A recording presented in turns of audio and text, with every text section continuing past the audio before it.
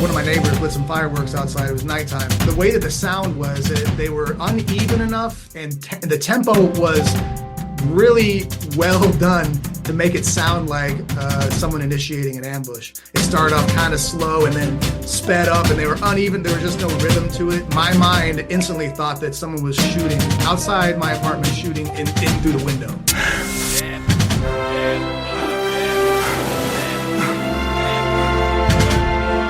Welcome to Mindset Lessons from the Field. I'm Gina Cazazza, the author of the upcoming memoir, Training with a SEAL. Today's guest is a retired Special Operations combat veteran with over 26 years of service.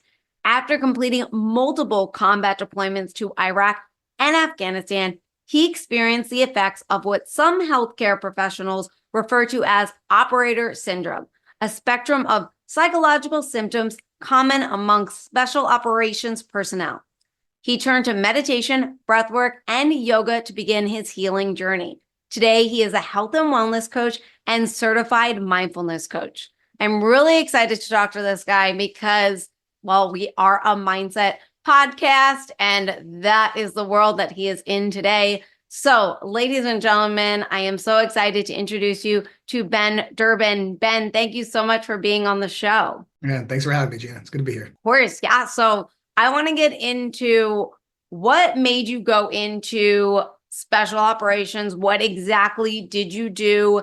And let's start there. Let's see here. I guess it depends on how far we want to go back. I've come from a pretty big military family. Okay. So it was pretty much guaranteed for me personally that I would join the military. After I joined, my parent community in the military was, I'm a tactical, or rather a cryptologic linguist, starting out just cryptology. I was a translator, and I worked at the NSA, and I sat at a desk. That did not work for me. It was like Office Space. I was around the time that Office Space came out, and that movie really resonated with me because I was living a military version of the Office Space. So I decided that I was going to get out of the Navy and go home back to Arlington, Texas, and be a cop. But I got a DUI right before I was supposed to get out. And so I couldn't go do that job. The police would not hire me. Well, I guess I was like, okay, I guess I'll stay in. And then what am I going to do if I stay in and, not jump out a window? So I heard about this program where linguists and cryptologists support the SEAL teams on the ground with platoons, like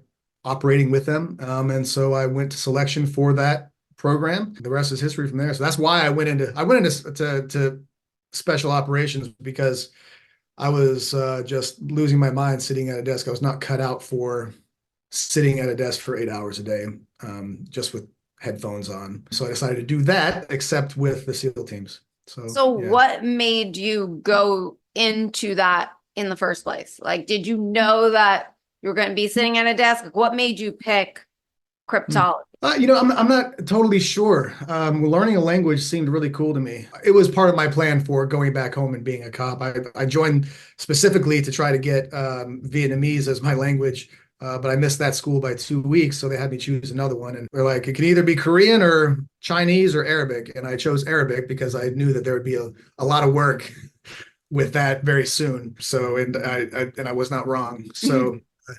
That's why I think I chose language, because it's interesting for me to have a puzzle, and the puzzle being a foreign language, and then all of a sudden to be able to know it, to hear it, to understand it. And I really enjoyed that process of suddenly what was once gibberish is now completely understandable. So I love that aspect of puzzles and problem solving, when all of a sudden the knowledge is bestowed upon you, and it feels good to do that. So, a lot of what I did was in a pursuit of, what feels good, and knowledge feels good to me. So, knowledge felt good. Not working behind a desk felt good. Moving my body feels good. Like, a lot of my decisions were based around that, and also finding value and purpose and meaning coming from a military family. So when you went the special ops route, what was that like for you? Because it sounds like there was no plan B. The plan B was going to be back to where you were, which, was not what you wanted. So how was that route for you? How did you get in? What was the training like? The good thing about the whole process is that the expectations are laid out ahead of time. There's not a lot of guesswork when it comes to what's expected, as opposed to saying pursuing an entrepreneurial lifestyle. It's like, here are the standards and you must meet these standards, and they're hard standards. So it's in that sense, preparing for it, what for me was not difficult because I was handed a manual on here are the standards that you're expected to meet. And then it's up to you to prepare for that and to meet those standards. At the time I joined this program, they sent us through the same school that the special boat operators go through, SWCC school, Special Warfare Combatant Craft Crew Members. I went through that school in Coronado, at the same BUDS compound as everyone else. And to do that, I prepared for about 6 months, worked out twice a day. I took it really seriously. I wasn't gonna fail. Like there's How old were you during this time? I was 28. Okay. And then what's the what was it? Was there a high turnover rate in terms of, you said it's high standards, high program. How long is the program? At that time, it was the school was 3 months long. Okay.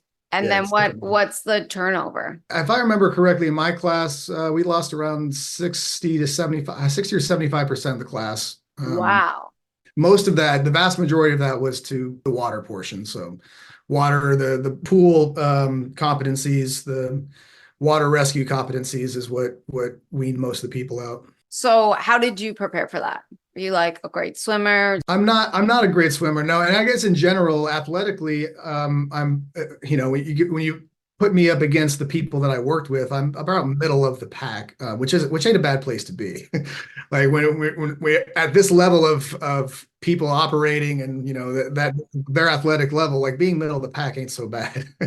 So, but swimming, I was in the lower. It was in the low. I didn't love swimming. I still don't love swimming. I prepared for it just by swimming a lot. Even when I got into the training, like there were evolutions that I wasn't prepared for, that I didn't know about. Had I known about them, I would have prepared very specifically for them. The closest I came to quitting was in an evolution that was what was it?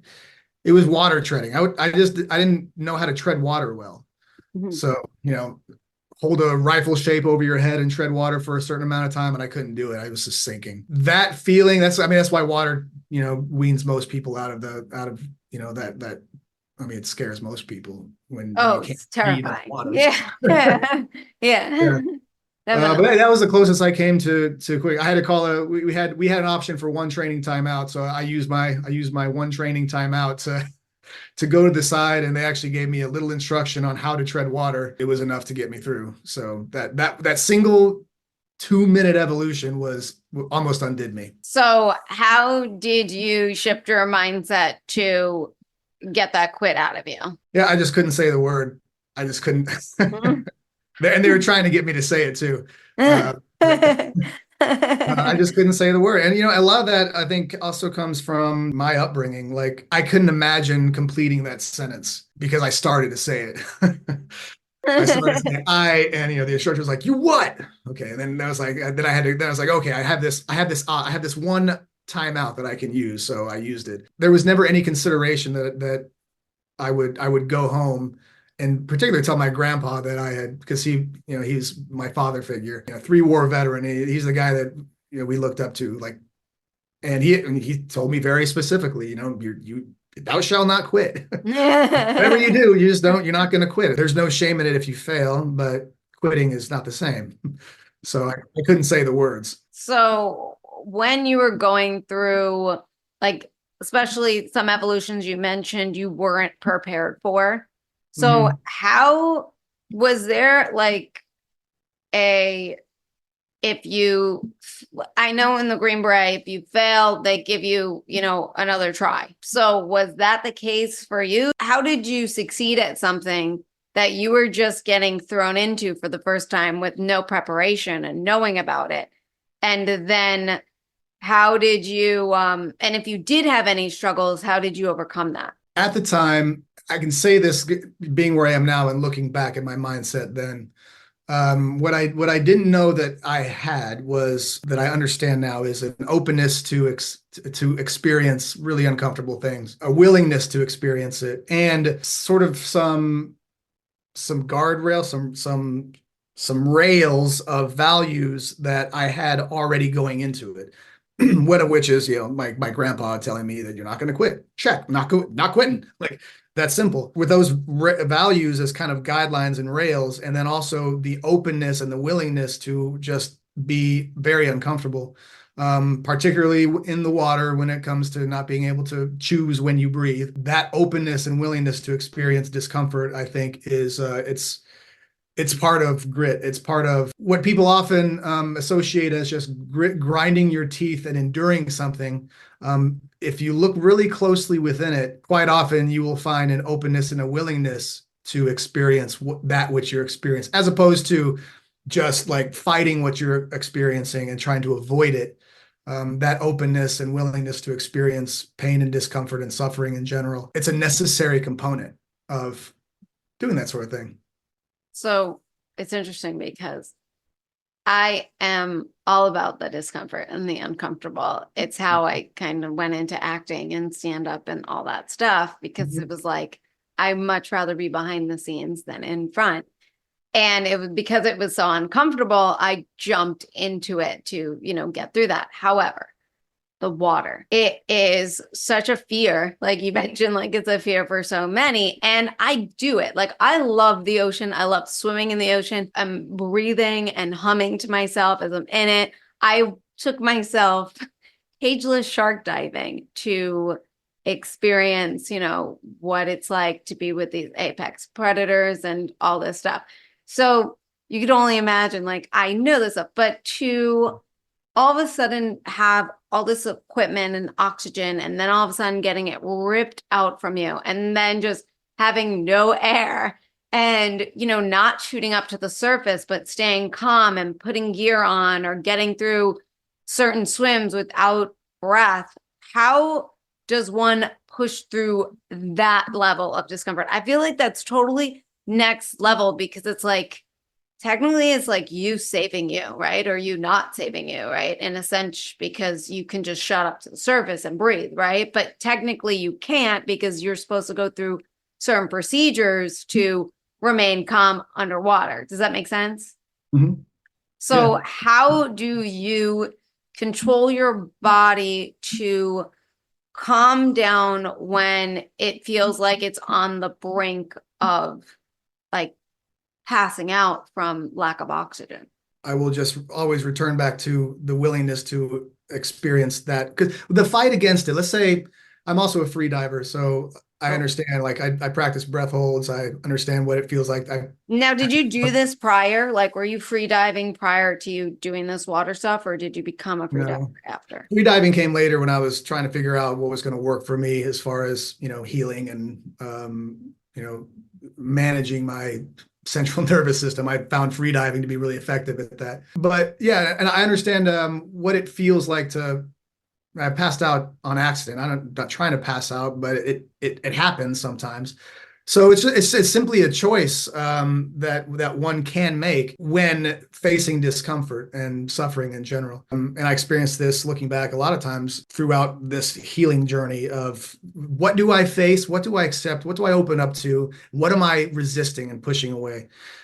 When people panic let's say just underwater, when people panic underwater on a breath hold, that panic is stemming from a very visceral, very primal sense of survival, very natural, totally normal. Mm-hmm. and the drive to that panic, the drive to do anything physically possible to get out of that situation stems from an inability in the moment to accept what is happening, to accept and choose to accept the fact that in order to complete this task, to do it the way that needs to be done, I can't breathe yet.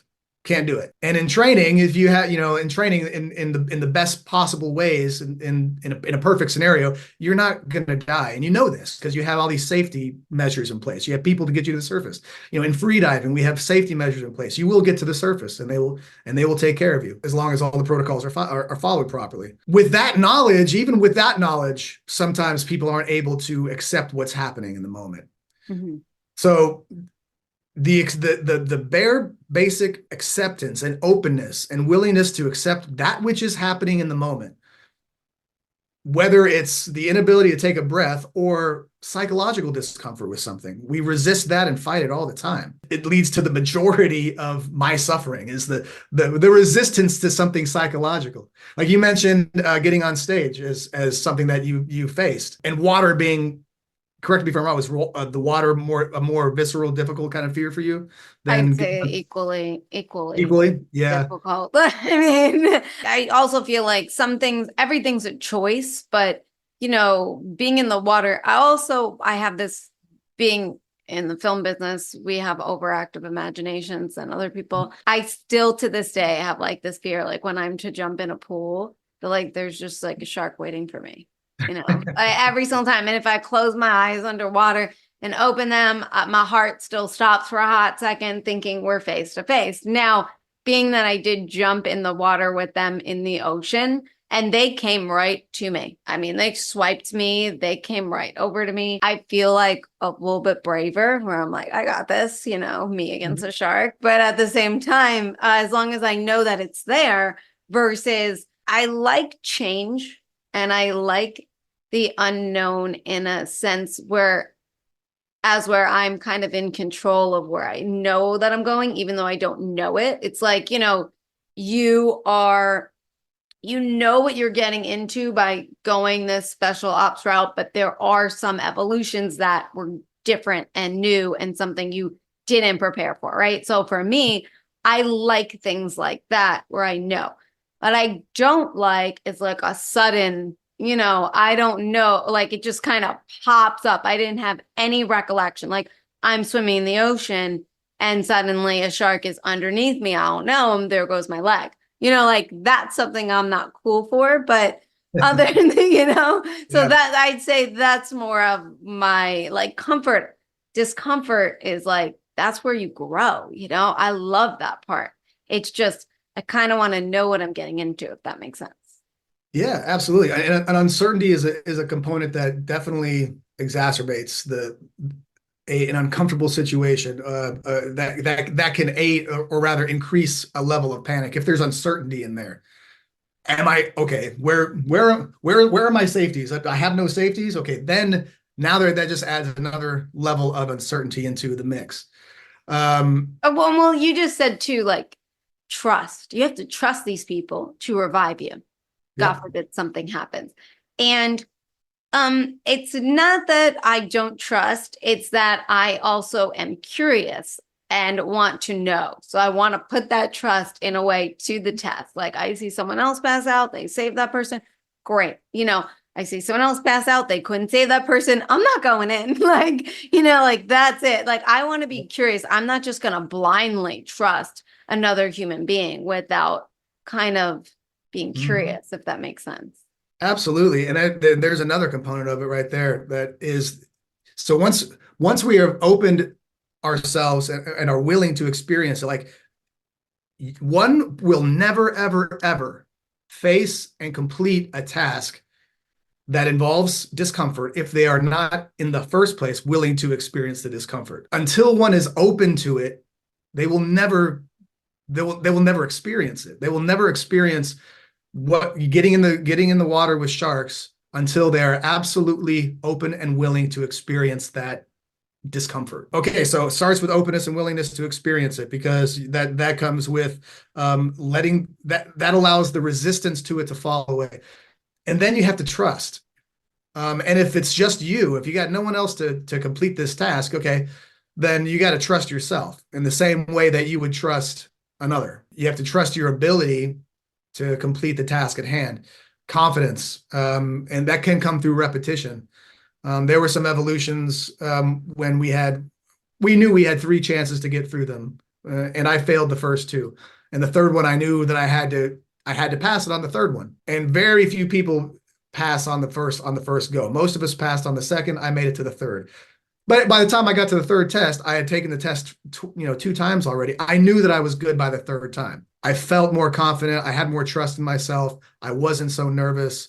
And it was a completely different test. It felt like a breeze because I'd already failed twice at it. Did you get time to prep where like it's like I failed one test, I get like a weekend to practice and I get to go to the next one? Or is it like I failed, I then instantly have to take it again and again. Yes, we practiced for this test a lot too. You do. It was a water rescue test, and the instructors didn't make it easy on us, of course, but it was a requirement. And a lot of the things that we did in training built up to that. We had weekend practice too, just to learn how to tow people in the right way in the water. But yeah, I failed it twice because I wasn't a strong swimmer. Luckily, I had the confidence after failing the test twice already, that by the third time I did it, I was like, okay, I got this. I understand. I'm just more comfortable with it because I trust myself and my ability to do it because of the repetition. Yeah, that's, it's interesting too, because as I'm going to go to stand-up comedy, it's like, I have my script down. Like, I practice it hundreds of times. I practice it with TV, radio, 6,000 things going on, to not get distracted. Like, I've gotten to that point. So that way, when I get up on stage, if there's hecklers, if there's anything that's happening, it's like, well, I know this inside and out, right? I could come back to it. But there was this time where no matter how much I practiced, I was on stage and I totally forgot the next sentence of what I was supposed to say. Yeah. And I'm just like standing on stage, like not saying anything. And then the crowd like has like this weird, like, like what's going on, And I'm like, I'm paused, right? And then I just had to come out and be honest and be like, I'm paused right now because I totally forgot my next line. I was like, hold on 1 second, let me circle back. And they were like cracked up. They were just like, and then it kind of went and I got the line. I'm, oh, here it is. And then I went back into it. But sometimes no matter how much you prepare, and also for myself, like, I'd be like, oh my God, third time. How do you not let the pressure of, if I don't fail this, I'm back to a desk? How do you not let that pressure get to you and you just concentrate and focus on what's right in front of you? Well, at that time that I went through that training, I would say that I didn't have a process. There was no process, and there was no conscious effort on my part to do it. I can look back on the actions that I did and see that, okay, this was actually, it was a skillful way to work with the day-to-day difficulty of meeting expectations for those standards. I meditated even before I went through this program, and there would be nights when I lay in bed, not looking forward to the next day, or really not looking forward, but just anxious, like really anxious about the stuff that was coming up for the next day. And then just, calmly breathe and meditate my way to sleep. My ability to, at the time, not as good as now, but my ability to kind of regulate myself and self-soothe when I needed to, be open to any particular form of discomfort that was coming up. And then the repetition aspect of, confidence is built through repetition, really. That competence over time will build the confidence that you need. And that's what, that's what you're experiencing on stage. And by the way, like, my number one fear is stand-up comedy.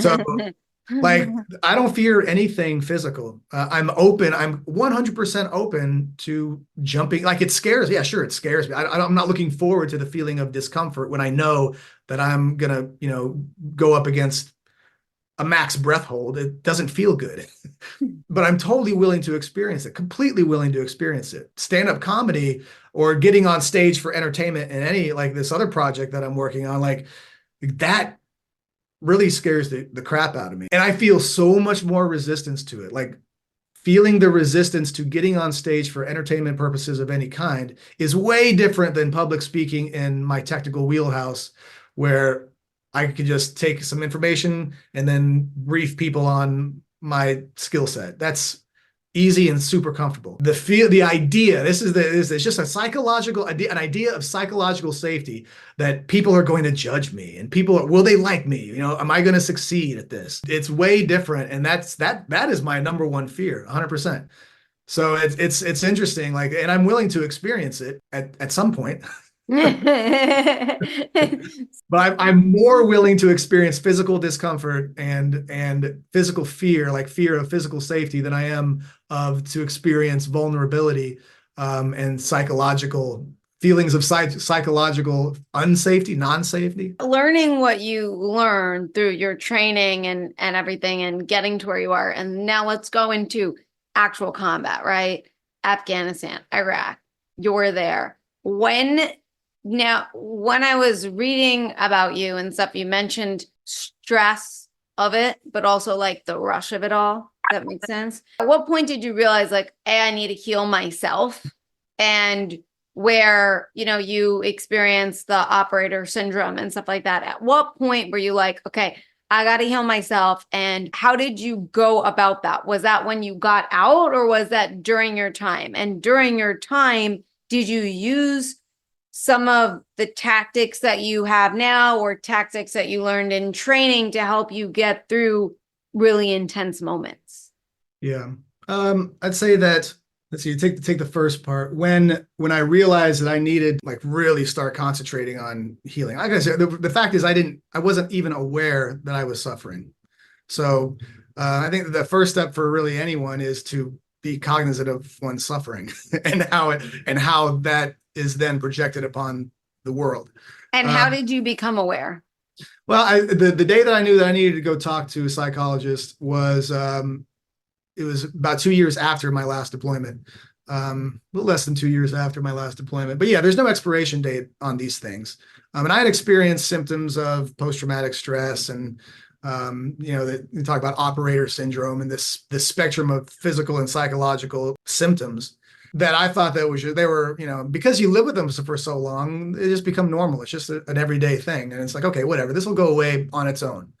And that was my idea, that everything would just go away on its own. My reactivity, my hypervigilance, the cyclical highs and lows, just depression, and then feeling really, really active and good, and then just crashing and just going back and forth like that. What made me really understand that I needed to go talk to somebody was after I was at home with one of my daughters. She was, I think, 10 or 11 at the time. It was a 4th of July timeframe, and so cliche, the dang neighborhood always goes off with fireworks. So somebody lit some fireworks out. One of my neighbors lit some fireworks outside. It was nighttime. But the way that the sound was, they were uneven enough, and the tempo was really well done to make it sound like someone initiating an ambush. It started off kind of slow and then sped up, and they were uneven. There was just no rhythm to it, and my mind instantly thought that someone was shooting outside my apartment, shooting in through the window. There was just no other option. Like that's my mind's like, someone's shooting at the house, and that's it. It's not, hey bro, it's 4th of July. There's going to be people with fireworks in the neighborhood. It wasn't like that. It was, no, this is what this stimulus means. And there was no other story. My daughter is making grits on the stove, and I yelled at her to get up to, like, I'm like, get down. Like she's going to understand what's going. She's 10 years old. I'm like, get down. And she looks at me. She's like, what? And she's just standing there at the stove. And then I got like really stern. I was like, get the F down. I'm like at the top of my voice yelling at her, run upstairs, get my gun, come back down. And I'm, peeking out the window, with the curtains. And my daughter's on the floor in like some spy. She's a dancer. She doesn't even know what I mean by get down. I'm looking at her. She's like in this frog stance on the floor. I'm like, that's not getting down. Like, what are you doing? Like, that's not what is that? I don't have time for this. I got to deal with this threat. And that's when it clicked. It's like, oh shit. Okay. This is what this is. This is 100% like, I need to go talk to somebody, because this isn't really normal. You're scaring your 10-year-old, 11-year-old kid making grits on the stove because some fireworks are going off. But and there were a lot of other things like that, that happened, like instances that where clearly my central nervous system was programmed in a certain way over time to respond in a certain context. And now that the context had changed, I was inflexible with the change and unaware of the change of context. Kids snapping towels at the gym at each other at the pool set me off one time. And I couldn't even move. My hands were shaking, my feet were shaking. I couldn't get dressed. I can't tell these kids to stop with the towels because I don't even have clothes on. What's that gonna look like? There's no good option here because my body is saying, fight, go yell at these kids, make this stop, because the context is all wrong. I don't have a gun, I don't have armor, I don't have anything, yet the stimulus is telling me that this is happening. Because my brain and my body don't know the difference between the snap of a towel and an incoming round. So that's when I realized that I need to go talk to somebody and figure this thing out. There's no expiration date on it. This stuff just doesn't go away on its own. Patterns must be reorganized. Old patterns must be changed. Otherwise, patterns just keep reemerging. And beyond that, my relationships were suffering. I was, not only was there, along with this operator syndrome thing, it's not only is there like physical and psychological suffering, there's also the effect of this hedonic treadmill where often, and this is in my case, and this is common for a lot of people, where we're chasing the dopamine rush. We're chasing the feeling of, and we're not really aware that we're doing it. There's something that made me feel so good and alive. And nothing will ever feel like that, ever. It's just, nothing's going to feel like that. And at the time, understanding, like just below conscious level of thought, was feel like this again. Once you felt like this, once you went to work and you felt like this, and now you don't feel like this, so do something that makes you feel like that again. And the way that manifested for me was through just trying to work out really hard in the gym, dangerous behaviors like just walking around. Like I would go on trips and walk around unsavory neighborhoods at night. I wouldn't even know why I was doing it, but I would do it just because it made me feel, that feeling of danger again, that feeling of being at night in an unknown place that, someone might fight you. Mm-hmm. Not that I was looking for a fight, but I was in a sense, like people look for fights. People look for ways to feel like they did before, Yeah. So, yeah. No, that it makes a lot of sense. So one of my teachers said, there's no, because I don't care what any of the people on the show say, there is a rush to war. There's a rush to all of that. And there's no greater rush than people shooting at you and you not getting hit. And I've never been in war. I can't, relate in that aspect, but as you're saying it, like it's from what a lot of people have said to me in your field, they're on that same level. And then you come back here, it's a totally different environment, right? Mm-hmm. So what were some of the things that you learned along your healing journey that has helped you, and that maybe any exercise or things like that we can learn from as well? When I started doing the work, quote, the work, was when, really, yeah, I was suffering, but when I saw what it was doing to my relationships, when I saw what was happening in my personal relationships, particularly with my wife and daughters, I realized that, okay, I've been doing therapy, great, but I haven't been doing the work, like working every single day in a repetitious factor, the way that I would train my body. We spend so much time training the body, and we expect it just that alone, we expect that to affect our mind. And that's not necessarily the case. Not necessarily. Yeah, we can learn a lot of things through about grit and about tenacity and about strength, endurance, all these things we can learn about ourselves, what we're made of in certain ways. But it doesn't necessarily have the specificity of training the mind in the way that we think it might. So what I needed to do was work every single day to begin training my mind by first understanding what was happening in my mind and my body. And so that's where meditation and mindfulness came in, and breath work as well. So I created kind of a framework for myself by just the things that I had learned before of mixing meditation and breath work together in a way that modulated my arousal levels to sort of mimic that arousal of that, being rushed with neurotransmitters that make me feel good. What I found out was that the things that I experience during stress also release the same neurotransmitters as when I'm not stressed. They all make us feel good in a way.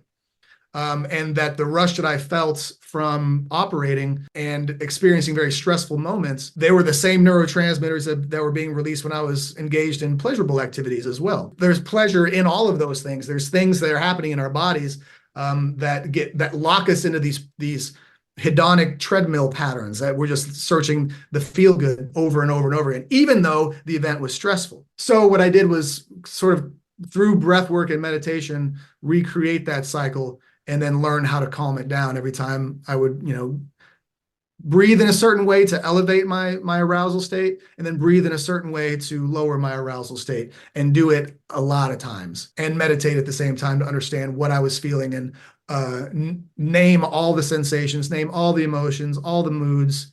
There's so much to notice when we just observe our own experience, and I'd never done that before. What that led me to see was the ways that my behavior was affecting my loved ones, and the things in my body and the things that I could do to change those patterns of behavior. And it happened very quickly. When I really noticed it and saw it, when I really observed it, I was able to change it rather rapidly. I guess I would say that. So number one, I guess to go back to the beginning, number one, like to train the mind in a specific fashion. We're all about specificity. If I want my mind to be in a certain state, then I must train it in that state. The gut is the same way. People say, follow your heart. You listen to your heart. Well, the heart needs to be trained as well. The gut must be trained because, well, okay, great. I feel passion in my heart. This is where I feel passion. Well, murder is also here in the same place. Hatred is also in the same place. Follow my heart. Well, if I followed my heart every single time, that would not be a good thing. I needed to train it. I needed to train it just in the same way that I train my mind and my body. It's just all one system that needs to be trained in a very specific way based on, the result that you want. Like, you want to feel more loved, you want to feel more calm, do you want to feel more compassion? Then it must be trained in that way to experience those things. So for yourself, you correct me if I'm wrong. Did you develop your own plan for yourself to train yourself, or did you have somebody that helped give you the training that you needed? It was through trial and error on my own. I didn't seek out a teacher until later. But yeah, the self-experimentation in mindfulness, yoga, breath work, yogic breathing. Yeah, that's where I went.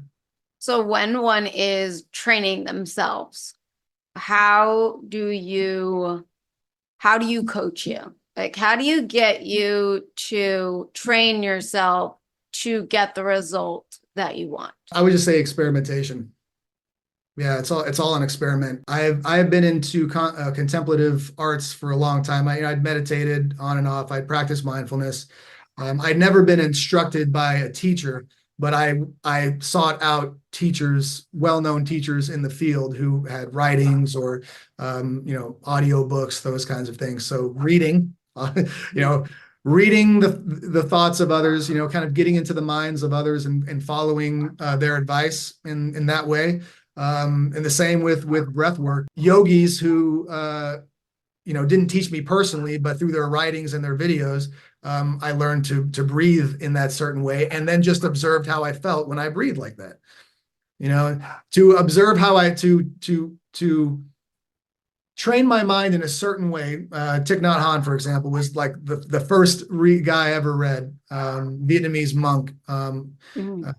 Just a beautiful human being. He was basically my first teacher through the books that he wrote. And when I followed his methodology that he wrote about and just observed my experience in doing so, I could see that this is something that I want to reproduce over time. This is something that I want to dial in. Experimentation in that you have to try a lot of things. And even if I sought out a teacher who told me exactly what to do, I would still need to evaluate it to see how it was working for me. And how long do you evaluate where you like, okay, or abandon ship? Yeah, I don't know. I feel like that's something that's gonna be really dependent on the activity. I would say, I mean, I don't know, a good rule of thumb is I would say a matter of weeks. It's not like you go to you take on a new physical trainer. I mean, I use this analogy is really apropos, I think, because training the mind is a lot like training the body. You have to do repetitions. It's reps. It's over and over again to create patterns. That's what everything's based on. Everything's based on patterns. You have to see if what that pattern is. You have to give it time to take hold. If I go to a trainer and I say I don't like your workouts after 1 week, well, how do I know? I haven't given it any time whatsoever to develop. I'd say a matter of weeks, 6 to 8 weeks, maybe 12, probably. I think 30 days is a good amount of time to say, okay, if you're going to start a meditation practice or any behavioral change whatsoever, 30 days is a good, I mean, that's why there's so many 30-day challenges and so many things last 30 days. You know, it's a natural amount of time to look back and see what has changed. You got to kind of take like a stock because you got to understand where you start. Yeah, like the baseline. Got a baseline, and then 30 days or however many days later, okay, what's changed? Randy Weitenheimer was on the show, and he's my teacher, and he has me do these self-discipline exercises and stuff, and it's 40 days. Well, the first one is 40 days, then it goes to 6 months and then a year and stuff. But the first time I go to do it for 40 days goes like that. But when you're in it, 40 days is forever. Like it feels like forever. And if you mess up, you have to start over. You don't get to, be like, oops, and count that as a day. You have to go back to day one, which took me 4 times, but I finally got to 40. But, it was a training of the mind exercise. And, we have this new exercise going on, and some days it works and some days it doesn't. And he's like, you are not patient. Like, he's like, you have to give yourself grace, and you have to give yourself, like, you're learning, you're figuring things out, like you said, it's like a puzzle. Sometimes it's gonna fit and sometimes it's not, and you're ready to like abandon ship, like, or like, oh, it worked. I go, it worked, what's next? And he goes, it needs to work like 100 times before we move on to what's next. So for yourself, how do you stay in it? Were there like days where you just wanted to reset back to the old self because you are, our body is and our mind and it's so resistant to change, and it's so used to controlling us, like being in the seat. And now you're taking over and you're going to meet with that resistance. So how do you combat that resistance and completely take over? It helps to have an acceptance that there will be times when motivation wanes, where, well, everything changes. That's number one, the acceptance of, what Buddhists call impermanence, is that everything changes. Not that things are changing slowly over time, but everything is completely unstable. There is no stability whatsoever. So just understanding that things are changing always is helpful to understand. Okay, look, I'm a human being. There are going to be times when this ain't easy. It's not always going to. There are going to be times when I'm feeling strong, and there are going to be times when I'm not feeling strong. And I think also, I mean, there are all sorts of things. There are all sorts of things that can be done. I'll give an example of when there was nothing I could do. So I was finishing up school. I just finished a master's degree this year in health and wellness coaching. And earlier this year, and I love school. Like, I love learning. And the first year of this course of this school I was just in love with it. It was great, having a great time. In January of this year, when I entered, I guess it was my 4th semester of it, I completely lost all motivation. Just gone. Like, I didn't hate, but I had no more passion for, all of a sudden, I didn't want to coach. I didn't want to go to school. I didn't want to I was just completely over the entire project of academia specifically. I was just burnt out for some reason, and I didn't know why. Like, whatever cycle I was in, whatever pattern I was in, I couldn't figure out why it happened, and I couldn't figure out how to get myself out of it. Nothing that I did was making it change. In this example, when I couldn't do anything, and I tried a bunch of different stuff, I just couldn't get out of it. Couldn't get out of this funk. As a lot of other people have said, when motivation comes and goes, great. Motivation was gone. I had to stay committed because once again, I'm not failing at this. I can't just not turn my assignments and I can't not do the reading. Commitment and dedication and discipline is really what gets you through. Discipline will see you through your lacks in motivation because it's a mood. It's a mood that comes and goes. And so that's what I did. Like I'm just doing the work, but it's like eating food that doesn't, kids just can't taste. Just eating food to stay alive. It's just not enjoyable. Yeah, I'm there right now. Yeah. Right. Yeah. And what finally, once again, experimenting, this was the first time I'd ever experienced this before. I'd never experienced this dearth of motivation in something that I loved so much, all of a sudden just gone. What finally worked for me to help me like come out of it was once again to accept the fact of it, to accept and be open to this uncomfortable feeling of having zero motivation, and then to trust that this is the good part about impermanence, that the negative things that we experience, they will change if we allow them to change. Like, bro, just let it change. Like, stop fighting it so much. You have no motivation right now. Okay, cool. Just do the work and then let it go. And over time, it will change just like everything else does. And when I had that thought and realization, and it took about 6 weeks, and then boom, I feel it changed. It just changed. Yeah. In about 6 weeks, then it was like, okay, I like school again. Like, what? This is weird. Like there was nothing that I could do. It took me to not do anything, just to let it be what it was. So that was a lesson for me that sometimes you can't do anything. Sometimes there's nothing to do about it, but practice, continue to do your reps, and discipline will see us through a lot of difficult times when everything else is just kind of seems like it's just bland. So what do you have for us on what we can do on a daily basis to control the body, control the mind, control the heart? What can we start to do? I try to steer clear personally of the word control because the sense of control is one of the things that can lead and exacerbate our suffering. This idea that we can control anything, trying to control, trying to grip, trying to hold on to everything in a sense of controlling things. So we can practice breath work and then practice it to the degree that like it feels like we are the one in charge of taking every breath. And if I was in charge of taking every breath, I wouldn't make it out my front door.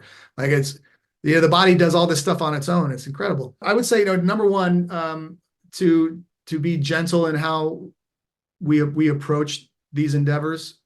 Just like you said, to give ourselves grace, give ourselves a lot of understanding of the human condition as we begin to try to grow, like experience growth and experience change, is to give ourselves space just to be human in the process. That's number one.